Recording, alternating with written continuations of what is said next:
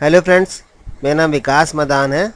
इस वीडियो में हम सीखेंगे एक्टिव डायरेक्टरी डोमेन सर्विस के बारे में।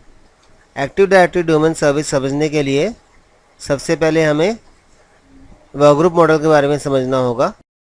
वर्कग्रुप मॉडल मीन्स ऐसा नेटवर्क जहाँ पर नंबर ऑफ़ कंप्यूटर्स स्विच से कनेक्ट होते हैं। तो आइए वर्कग्रुप मॉडल को डिटेल में समझते हैं।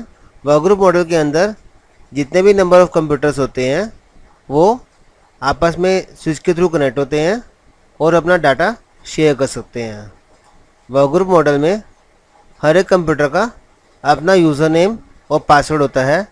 मतलब अगर जैसे यहाँ पर कोई यूज़र लॉगिन करेगा इस कंप्यूटर पर, उसका अपना यूज़र नेम पासवर्ड होगा। मान लीजिए यहाँ पर विकास नाम का अकाउंट है और विकास नाम के अकाउंट से हम यहाँ इस सिस्टम में लॉगिन करना चाहते हैं, तो हमें यहाँ पर भी विकास नाम का यूज़र अकाउंट बनाना होगा। तो कहने का पर्पज़ ये है कि वर्कग्रुप मॉडल में जितने भी कंप्यूटर्स होते हैं उनका अपना लोकल यूज़र अकाउंट और पासवर्ड सेटिंग होती है जो उसी कंप्यूटर में ही सेव होती है। वर्कग्रुप मॉडल का एडवांटेज ये है, आप इसके अंदर इंटरनेट शेयरिंग कर सकते हैं, प्रिंटर शेयर कर सकते हैं, डाटा शेयर कर सकते हैं, यानी ऑलमोस्ट नेटवर्क के सारे काम कर सकते हैं। लेकिन इसका डिसएडवांटेज ये है कि मान लीजिए आपको डेस्कटॉप वॉलपेपर चेंज करना है, तो वॉलपेपर चेंज करने के लिए आपको हर कंप्यूटर पर अलग अलग जाकर विज़िट करके उसका वॉलपेपर चेंज करना होगा। अगर नंबर ऑफ़ यूज़र्स ज़्यादा हैं, नंबर ऑफ़ कंप्यूटर्स ज़्यादा हैं, तो ये काम थोड़ा टफ हो जाता है। और अगर नंबर ऑफ़ कंप्यूटर्स और यूज़र्स कम है तो वर्कग्रुप मॉडल इजी रहता है। वर्कग्रुप मॉडल में अगर आपको कोई सॉफ्टवेयर लोड करना हो तो वो भी आपको इंडिविजुअली जाके करना होगा, या कंट्रोल पैनल में कोई चेंजेस करने हैं और जैसे मान लीजिए आपको कंट्रोल पैनल डिसेबल करना है तो आपको सभी कंप्यूटर्स में इंडिविजुअली जाके परफॉर्म करना होगा। अगर वर्कग्रुप मॉडल में हमारा नेटवर्क छोटा है तो हमारा काम इजी रहता है मैनेज करना, लेकिन अगर नंबर ऑफ़ कंप्यूटर्स ज़्यादा हों तो यह बहुत टफ हो जाता है। अगर हम किसी वर्कग्रुप मॉडल को यानी किसी ऐसे नेटवर्क को जो ऑलरेडी वर्कग्रुप मॉडल में चल रहा है डोमेन में अपग्रेड करना चाहते हैं, तो हमारे पास एटलीस्ट एक सर्वर होना बहुत ज़रूरी है।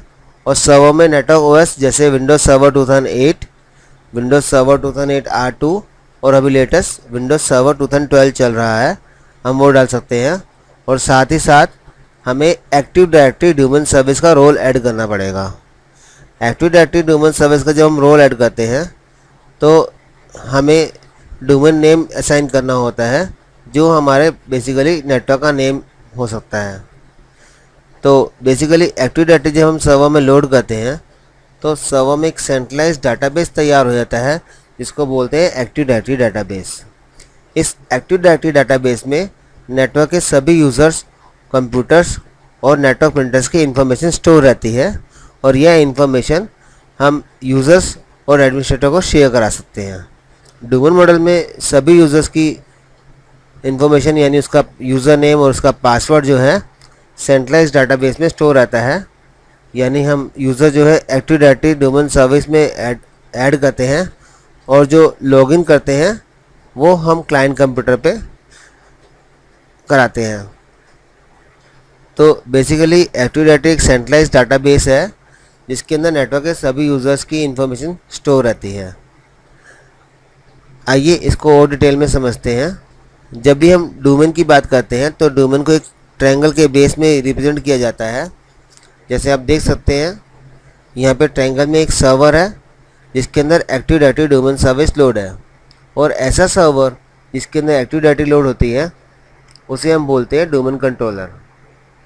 जो फर्स्ट डोमेन कंट्रोलर होता है उसके अंदर एक्टिव डायरेक्टरी डोमेन सर्विस होती है। तो एक्टिव डायरेक्टरी का रोल ये होता है कि नेटवर्क के अंदर जितने भी यूज़र्स होते हैं वो जब कंप्यूटर में लॉगिन करते हैं किसी ऐसे कंप्यूटर में जो डोमेन का मेंबर बना हो, तो जैसे यूज़र लॉगिन करता है सर्वर उनको ऑथेंटिकेट करेगा, यानी उनका यूज़र नेम और पासवर्ड चेक करेगा, उनको ऑथराइज़ करेगा नेटवर्क एक्सेस करने के लिए।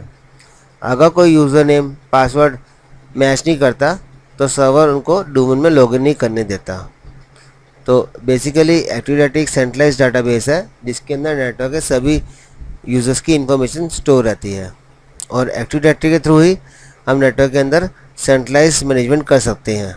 जैसे एक एग्जांपल में समझें, अगर हम चाहते हैं कि वॉलपेपर जो है चेंज हो जाए सभी कंप्यूटर्स का, तो हम सर्वर पर सेटिंग करेंगे ग्रुप पॉलिसी के थ्रू, और नेटवर्क के अंदर जितने भी यूज़र्स हैं जैसे ही लॉगिन करेंगे उनका वॉलपेपर चेंज हो जाएगा।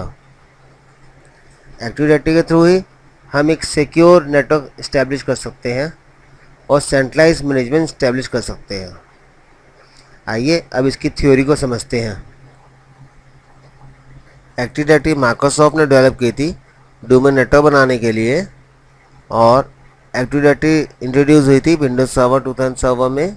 इससे पहले जब डोमेन मॉडल बना था वो विदाउट एक्टिव डायरेक्टरी था। तो बेसिकली जो मेन स्ट्रक्चर जब तैयार हुआ एक्टिव डायरेक्टरी का वो विंडोज सर्वर 2000 में ही आया था। जो इससे पहले डोमेन था वो था विंडोज एंटी सर्वर। तो एक्चुअल में डोमेन की अगर बात करें तो विंडोज एंटी सर्वर से स्टार्ट हुआ था, लेकिन एक्टिव डायरेक्टरी जब डेवलप हुई तो एक्टिव डायरेक्टरी जो इंट्रोड्यूस हुई वो विंडोज सर्वर 2000 में हुई थी।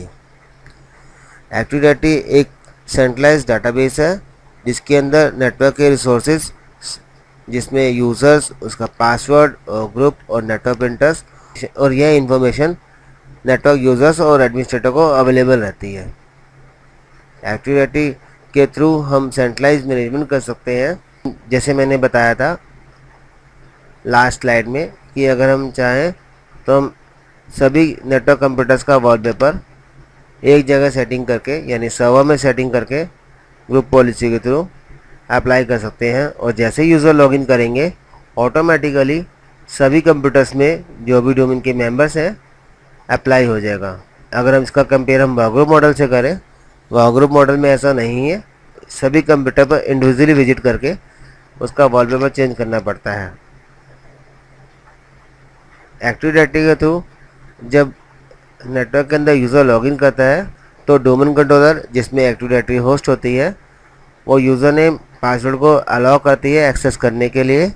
अगर यूज़र नेम पासवर्ड सही है तो उसे नेटवर्क के सभी रिसोर्सेज यानी नेटवर्क प्रिंटर्स और कंप्यूटर पर एक्सेस हो जाता है, जैसे नेटवर्क प्रिंटर और कंप्यूटर्स। अगर यह वीडियो आपको अच्छा लगा हो और आप एक्टिव डायरेक्टरी के बारे में समझ पाए हैं तो प्लीज़ लाइक करें, और सब्सक्राइब करके मेरे और भी लेटेस्ट वीडियो की इन्फॉर्मेशन आप अपने ईमेल आईडी पे रिसीव कर सकते हैं। Thank you.